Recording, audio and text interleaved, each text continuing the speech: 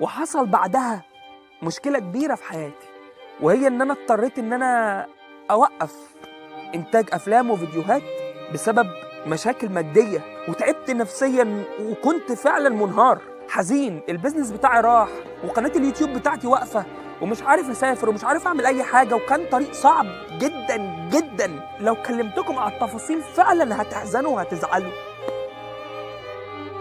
وقعت خالص، والوقوع في الغربة والله مش زي الوقوع وانتوا جنب أهلكم.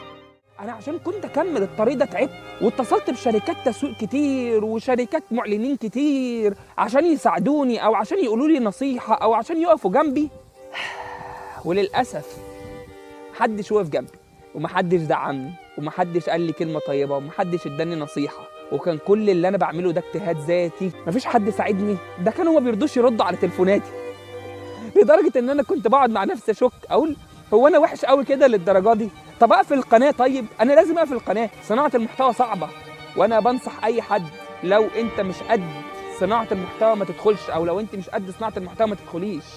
عايزة وقت ومجهود وتسويق وتعب واجتهاد وسهر وشغل سنة وسنتين وثلاثة وأربعة.